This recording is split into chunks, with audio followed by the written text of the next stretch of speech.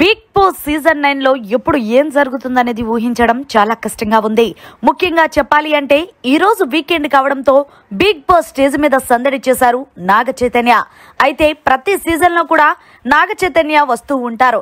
ఇక ఇందులో భాగంగానే నాగ చైతన్యాన్ని చూసిన ఆడియన్స్ అందరూ కూడా ఉర్రూతలోకి కేకలు పెట్టించారనే చెప్పాలి. అయితే ఎప్పుడు బిగ్ బాస్ హౌస్ లో వచ్చిన ప్రతి సెలబ్రిటీని కూడా హౌస్ లో ఉన్న కంటెస్టెంట్స్ తో గేమ్స్ పెట్టిస్తారు.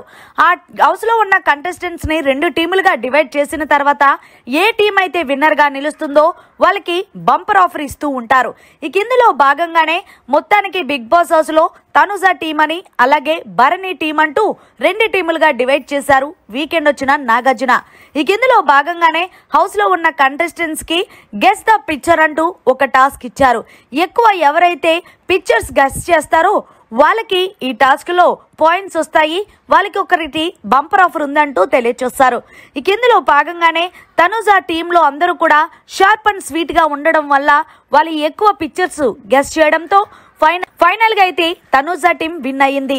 దీంతో వీకెండ్ వచ్చిన నాగార్జున తనుజ కోసం నాగ చైతన్యకి చాలా మంచిగా చెప్పారనే చెప్పాలి. తనుజ ఎలాంటిదో తెలుసా, ఏదైనా గేమ్ గాని విన్ అవ్వకపోతే మామూలుగా ఉండదు. హౌస్ లో ఉన్న వాళ్ళందరికీ కూడా వాయించేస్తుంది. అందులోనూ ఆమె ఈ వారం కెప్టెన్ అంటూ నాగ చైతన్యకి చెప్తున్నాడు నాగార్జున కామెడీతో. దీంతో వెంటనే ఒక్కసారిగా హౌస్ లో ఉన్న కంటెస్టెంట్స్ నవ్వుకున్నారు.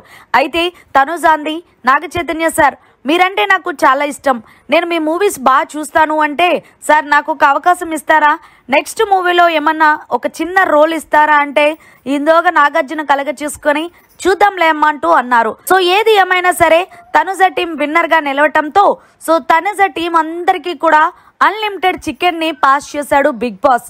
మరి ఫైనల్ గా దీని మీద మీరు ఏమంటారనేది మీ అభిప్రాయాన్ని కమెంట్ రూపంలో తెలియజేయండి. మరిన్ని లేటెస్ట్ లైవ్ అప్డేట్స్ కోసం చూస్తూనే ఉండండి మీడియా కార్నర్.